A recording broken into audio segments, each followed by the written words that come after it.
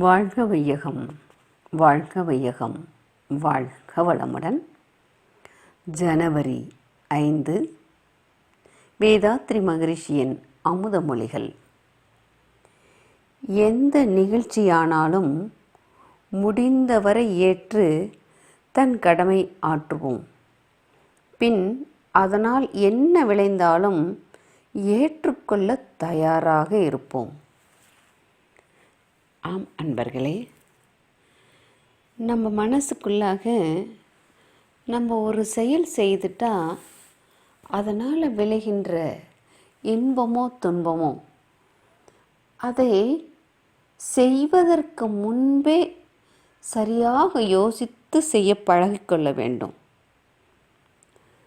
அப்படி இல்லாமல் நாம் ஒரு செயல் செய்துட்டு அதற்கான விளைவு அப்படிங்கிறது வரும். அதை நாம் ஏற்றுக்கொள்ள பழகிக்கொள்ள வேண்டும். அமெரிக்காவில் ராக்பெல்லர் அப்படிங்கிறவர் ஒரு $100 கோடி சம்பாதிக்கணும் அப்படின்னு ரொம்ப ஆசைப்பட்டு அதை சம்பாதிக்கிறதுக்கான ரொம்ப முயற்சி செய்து சம்பாதித்தார். ஆனால் அவருக்கு 48 வயசுலேயே நோய் வந்துடுச்சு. டாக்டர்லாம் சொல்லிட்டாங்களாமா, இன்னும் 1 வருஷம்தான் உயிர் வாழ முடியும் அப்படின்னு சொல்லிட்டாங்களாமா. ரொம்ப வருத்தம் அவருக்கு. நம்ம இந்த வயசில் இவ்வளோ சம்பாரித்து நம்மளால் உயிர் வாழ முடியலையே அப்படிங்கிற அந்த வருத்தத்தில் அவருக்கு ஒரு எண்ணம் தோன்றுச்சாமா, நாம் இவ்வளோ கஷ்டப்பட்டு சம்பாதிச்ச இந்த பணம் நமக்கு ஆயுளை வாங்கி தரலை.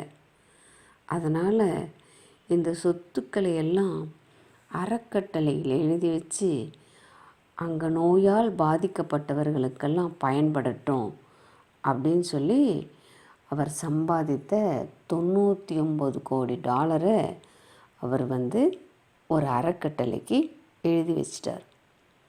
ஆனால் அவர் எத்தனை வயது வரைக்கும் வாழ்ந்திருக்கிறார்னா 98 வயது வரைக்கும் வாழ்ந்திருக்கிறார்.